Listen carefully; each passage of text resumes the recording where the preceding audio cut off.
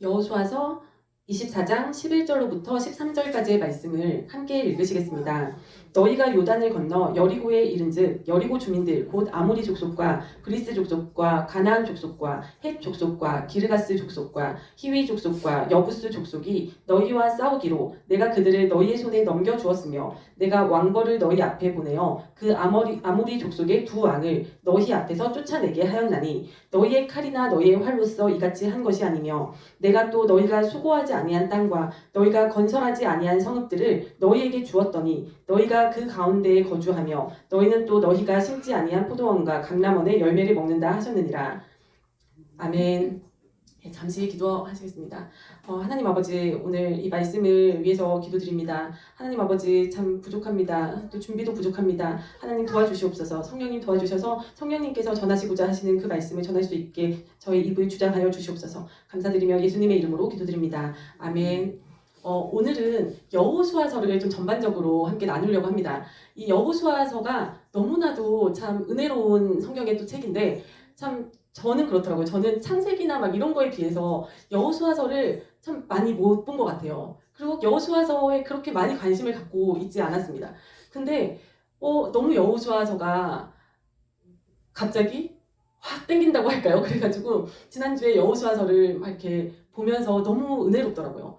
이 여호수아서는 참 그 하나님께서 아브라함을 불러내셔가지고 아브라함과 언약을 세우셨습니다. 아브라함한테 내가 너의 자손을 많게 하겠고 너로부터 많은 민족이 나와서 네 후손들 중에서 왕이 끊임없이 일어나게 하겠다. 그리고 네가 지금 거하고 있는 이 가나안 온 땅을 너의 자손들에게 주리라. 라고 이렇게 언약을 세우셨는데 그 언약이 이 이스라엘의 역사 속에서 실제로 성취되는 그 장면을 그려놓은 책이 바로 여호수아서입니다.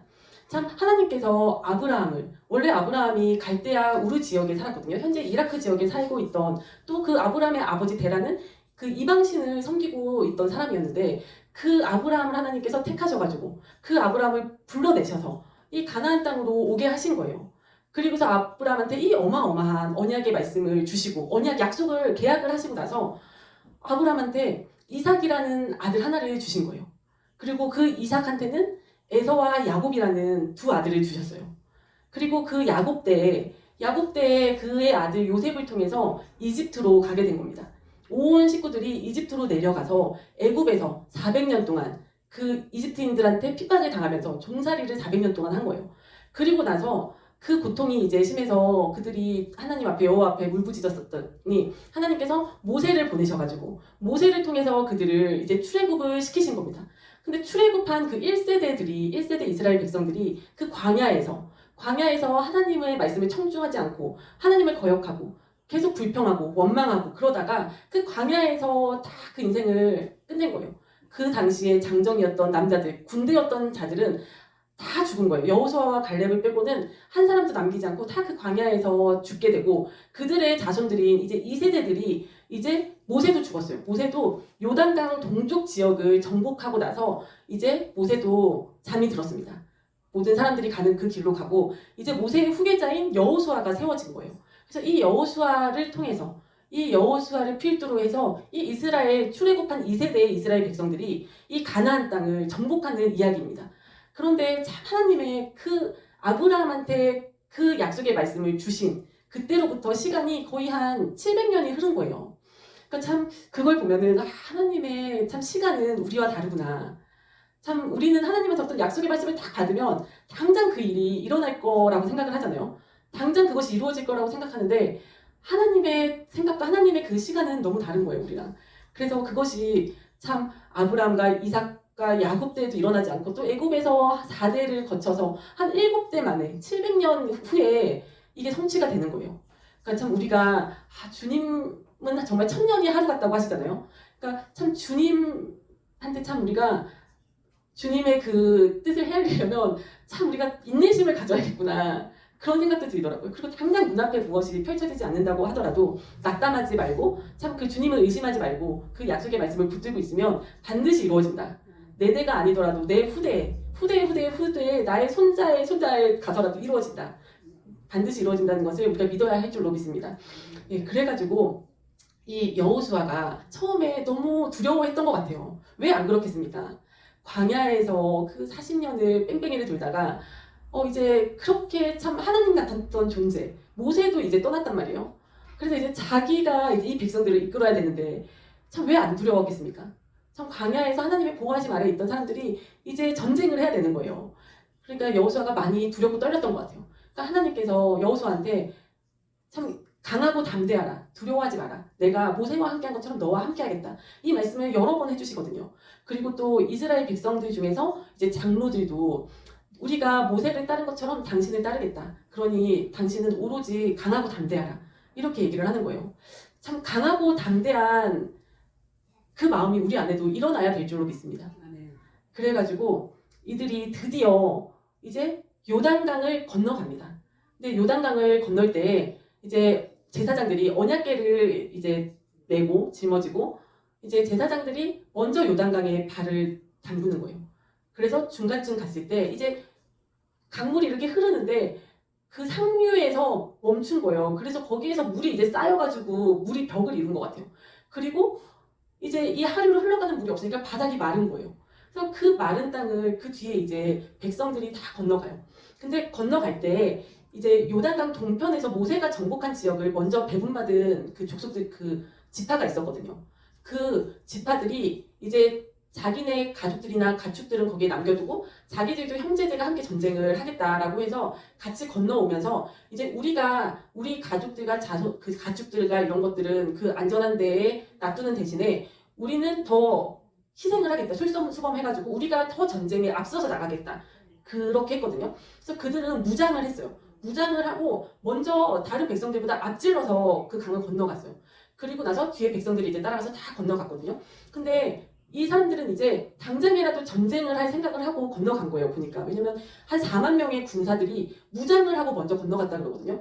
근데 하나님께서는 바로 전쟁 개시는 아니었어요.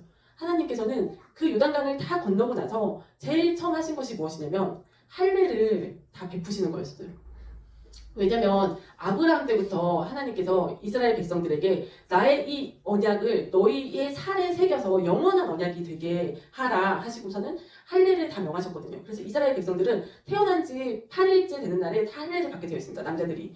그 종들도 다 사온 사람들도 마찬가지로 할례를 받게 되어 있는데 그것을 이제 다 지켰어요. 다 지키고 이스라엘 그 이집트에서 출애굽한 1세대들은 다 그 할례를 받은 사람들이었어요. 근데 이제 2세대들은 그 광야에서 태어난 자들이기 때문에 그 길에서 할례를 할 수가 없었던 거예요. 그래서 그 2세대들은 할례를 받지 못한 상태였거든요. 그래서 그들을 이제 할례를 먼저 하는 거예요. 그래서 참 이게 하나님을 완전히 의지하지 않고서는 어떻게 남의 땅에 전쟁하러 쳐들어가서 참 당장에 그 다 아파가지고 싸우지도 못하고 그 누워있을 때 적군의 침입을 받을 수도 있는 거잖아요. 그 역습을 받을 수도 있는 건데 하나님을 의지한 거예요. 이 세대들은 광야에서 태어난 이 2세대들은 하나님의 말씀을 순종하고 청중했던 자들이었던 거예요. 1세대들과는 달랐어요. 그 애굽의 물이 젖어있던 1세대들과는 달리 참 하나님을 참 그 경외했던 자들인 것 같아요. 그래서 그곳에서 가장 먼저 할례를 하고 그곳에서 이제 요단강을 건너서 물에서 올라온 그 날이 1월 10일이거든요.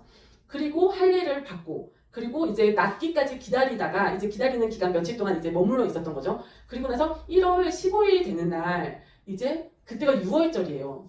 그 6월절을 지킵니다.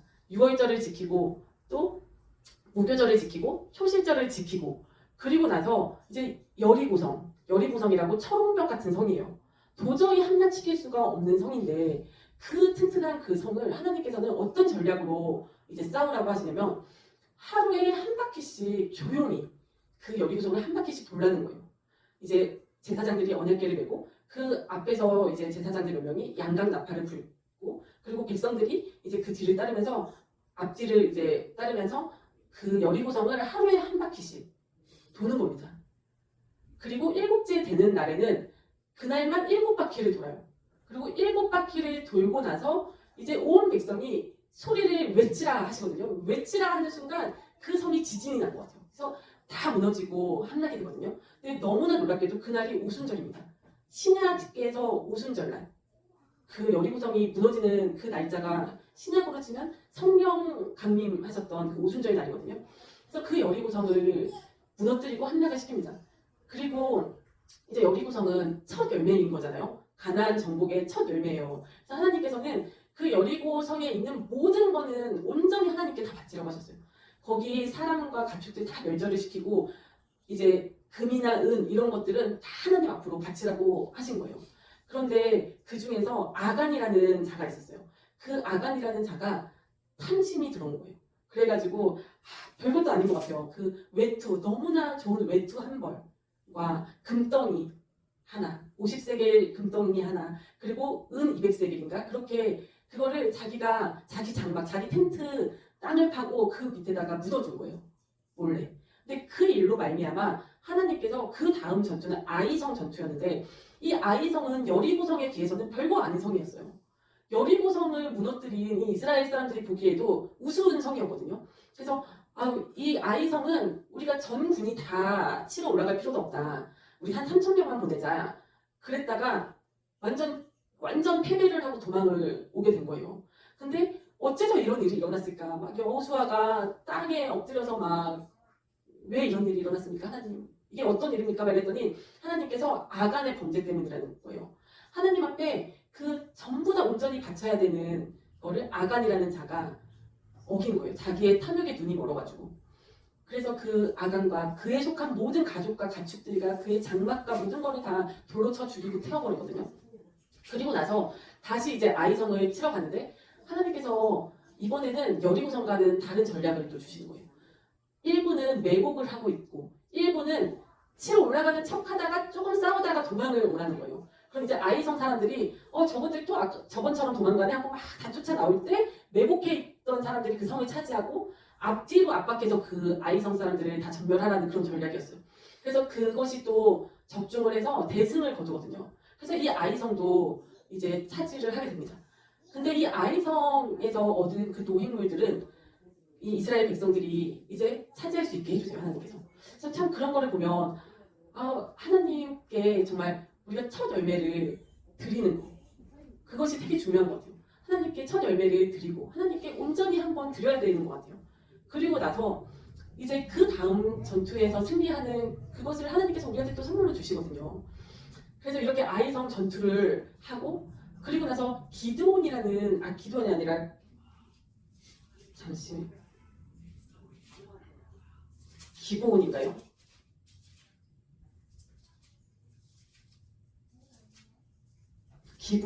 기브온 주민들이 이제 아이성 옆에 있던 주민들이에요. 기브온이라는 그 주민들이 보니까 이 이스라엘은 여호와 하나님이 함께 하신다. 우리가 도저히 이길 수 없다 하고 이제 자신을 변장을 해가지고 깨를 쓴 거예요. 살아남기 위해서. 그래서 바로 옆에 붙어서 사는 사람들인데 아주 멀리서 온 사람들 행색을 해가지고 막 옷도 다 여행길에 다 나이가 떨어진 것처럼 입고 막 포도주도 다 시게 만들고 뭐 빵도 다 곰팡이가 피게 만들어서 그런 거를 갖고서는 이제 화친을 맺으러 오는 거예요. 그래서 우리는 멀리 떨어져 사는 백성들인데 우리랑 화친을 맺어달라. 이제 우리를 해치지 말아달라. 그렇게 화친을 맺으러 와요. 근데 이거에 속아가지고 화친을 맺게 되거든요. 그러면서 이 기브온 사람들은 이제 약속을 했기 때문에 전멸시키지 못하고 이들은 이제 이스라엘 백성들과 섞여 살면서 이제 그들이 좀 하기 싫은 힘든 일, 물 깃는 일, 나무 하는 일, 뭐 이런 일을 하면서 이스라엘 백성들과 함께 거주하는 그런 사람들입니다. 근데 그 일이 있고 나서 이제 그 옆에 있는 여러 그 왕들이 우리가 힘을 합쳐서 이스라엘을 물리치자 이렇게 마음을 먹고 연합국을 이루어서 전쟁을 하거든요. 근데 그때 또 하나님의 도움으로 이스라엘이 다 물리치게 되는 거예요. 그리고 또 북쪽에 여러 왕들이 연합을 해가지고 또 전쟁을 하게 되는데 또 이들한테 대해서도 대승을 거두는 거예요. 그러니까 이것이 참 이 이스라엘 백성들의 힘이 아닌 거예요. 이들이 막 뛰어나서 전쟁에서 이기고 그런 것이 아니라 하나님께서 그냥 앞에다가 갖다 주시는 것 같아요. 이 여호수아서를 읽다 보니까 하나님께서 그냥 그들의 앞에다가 갖다 주시는 거예요. 이 땅들을, 이 족속들을. 그래서 이들이 이제 막 승리를 이루고 많은 땅을 차지하게 됐어요.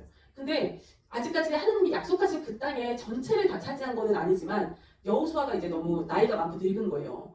그래서 하나님께서 이제 여호수아한테 너가 이제 나이가 많아 늙었으니까 이제 근데 아직도 정복하지 못한 땅들이 많이 남아있다. 그러니까 일단 각 지파들한테 제비뽑기를 해서 땅을 다 분배해줘라. 땅을 다 분배하고 이제 각 지파들이 이제 하나님께서 내가 여호와 하나님께서 그들을 도울 테니 다 그 땅을 차지하게 해줄 테니 분배하고 그 지파들이 다 그 자기 기업을 차지하게 해라 라고 하시는 거예요. 그래서 이제 여호수아서 이제 뒤에 보면은 이제 뭐 르우벤 자손의 기업, 갓 자손의 기업해서 각 그 이스라엘 12지파들이 땅을 분배받는 그런 이야기가 나옵니다.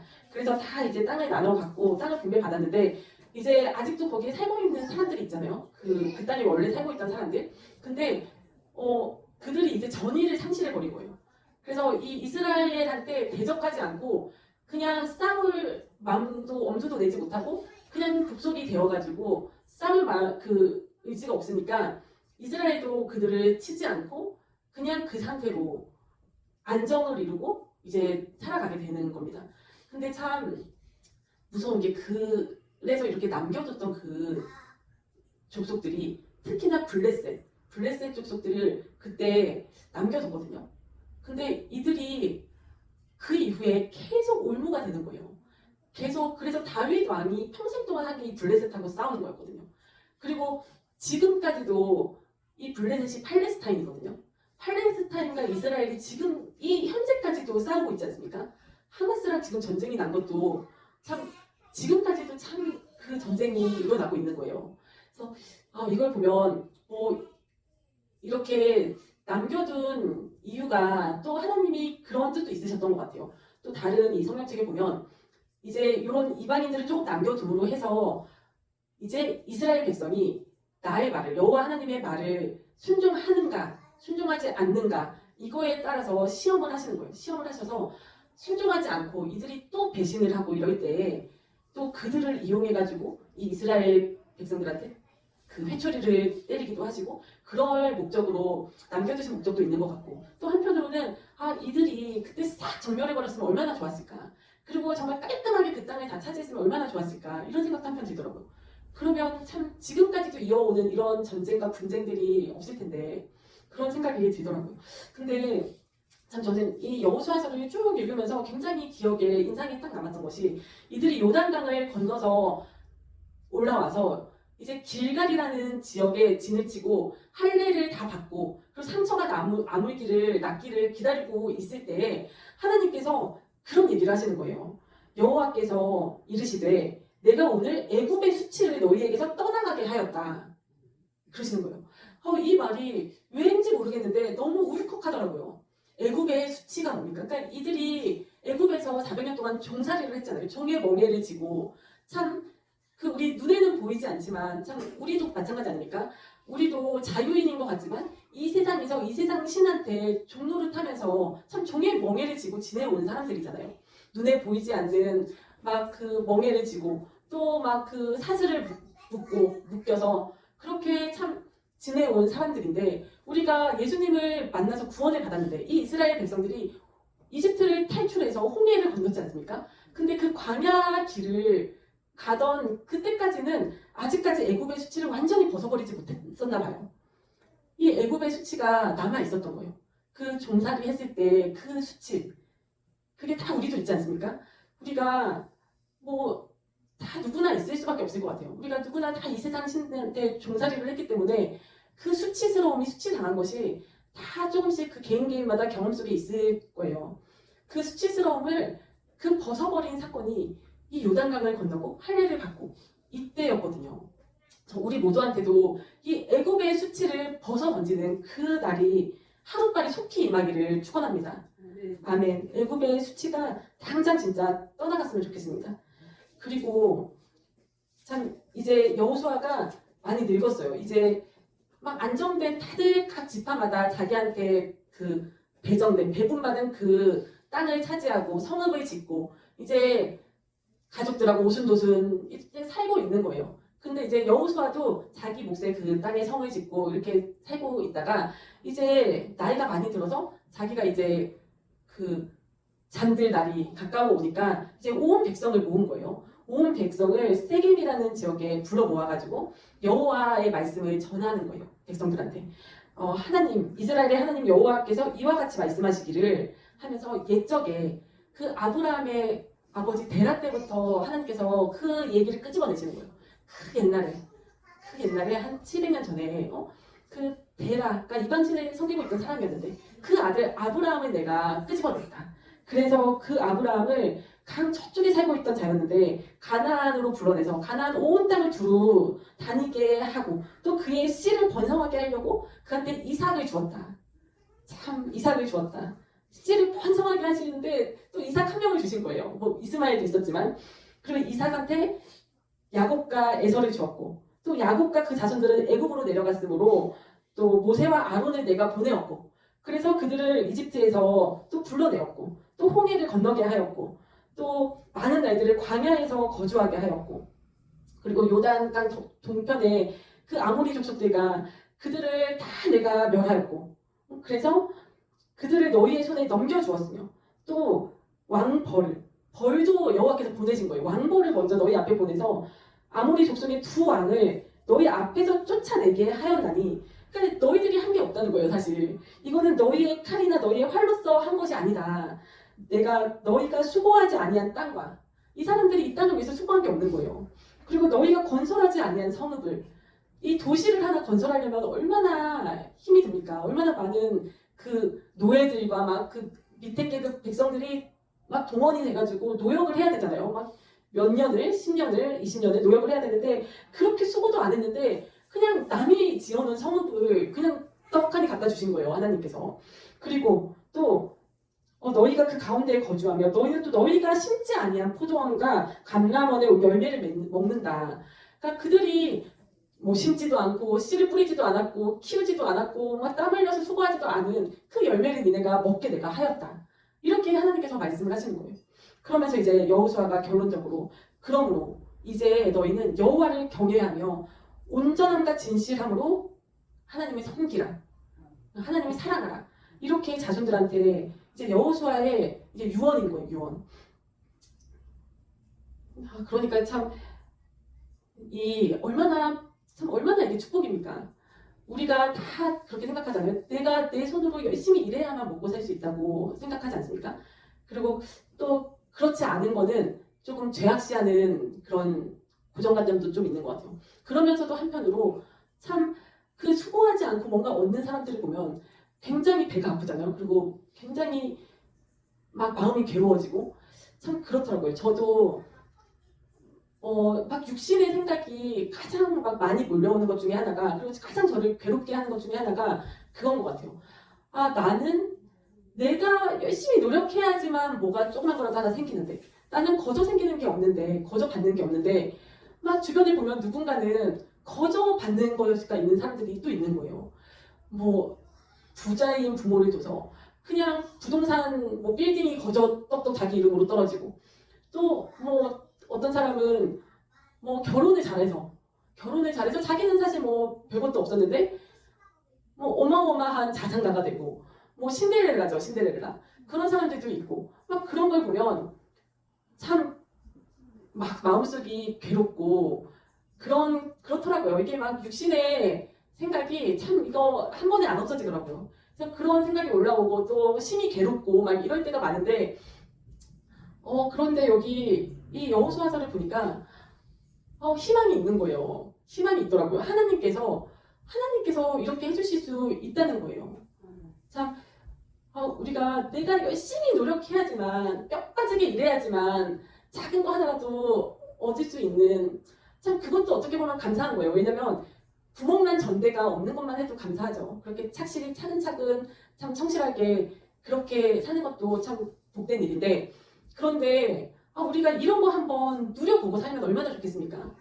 우리가 언제까지나 참 그 애굽의 수치스러움을 벗어던지지 못하고 광야에서 맴도는 그런 인생이 아니라 이 요단강을 건너가서 주의 군사가 되어가지고 또 강하고 담대한 마음이 막 나의 안에서 솟구쳐서 가나안 땅을 정복하면서 하나님께서 주시는 이런 참 큰 덩어리의 축복 아닙니까? 하나님께서 주시는 참 내 노력이 아닌데 거저 받는 그런 축복도 우리가 누리고 살았으면 좋겠습니다. 그래서 제가 참 길을 가다가 어떤 사람들 얼굴을 보면은 참 나이가 50살, 60살 이렇게 되신 분들은 얼굴이 참 그 수심이 가득하신 분들 많지 않습니까? 그리고 얼굴이 시커먼 분들 많아요. 그리고 참 저분은 무슨 걱정이 저렇게 많길래 표정이 저 정도일까 저럴까 얼굴이 어쩜 저렇게 어두울까 참 이런 분들이 많아요. 근데 가끔 가다가 저도 길을 가다가 이렇게 제 얼굴을 무방비 상태로 보게 될 때가 있지 않습니까? 뭐 예를 들어서 지하철역에 막 거울 큰 전신 거울들이 있잖아요. 지나가다가 무방비 상태로 내 얼굴을 딱 보게 됐을 때 좀 깜짝 놀랄 때가 많더라고요. 제 얼굴도 이 복을 받을 그런 얼굴이 아직 아니더라고요. 아직 광야에 있는 얼굴이더라고요. 저도 얼굴이 활짝 피지 못했더라고요. 그러니까 참 이 단계로 우리가 가야겠구나. 이 단계로 우리가 하루빨리 가야겠구나. 우리가 광야에서 참 이 쳇바퀴 도는 삶에서 또 애굽의 수치를 아직까지도 막 갖고 있는 그거를 벗어버리고 참 어떻게 하면 되겠습니까? 이스라엘 2세대들처럼 하나님한테 더 순종하고 하나님께 더 청종하고 그래야 되지 않겠습니까? 그래서 참 이 할례가 무엇입니까? 또 바울이 그랬잖아요. 진정한 할례는 육체에 하는 것이 아니라 영에 하는 거라고, 우리의 마음에 새기는 거라고. 그러니까 우리가 내 자신을 버려야 되는 게 할례인 것 같아요. 내 그 육신의 생각, 내 그 옛사람 그거를 벗어던지고 참 하루 날마다 하나님의 생각으로 덧입고 참 성령님으로 충만해져가지고 하나님의 주시는 마음과 생각으로 또 살아갈 수 있다면 그것이 참 이 길로 가는 이 축복을 받는 그 길이 아닐까 싶습니다. 우리 모두가 참 이 한평생 한 번뿐인 인생 살면서 반드시 이 경지로 우리가 도달하는 우리 모두가 되었으면 좋겠습니다. 아멘.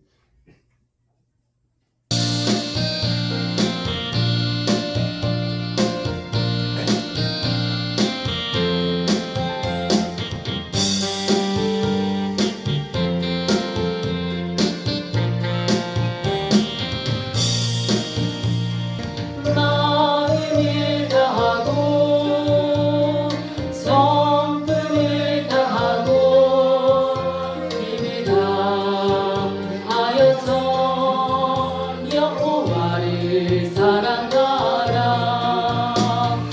내게 준 계명을 마음에 새기고 부지런히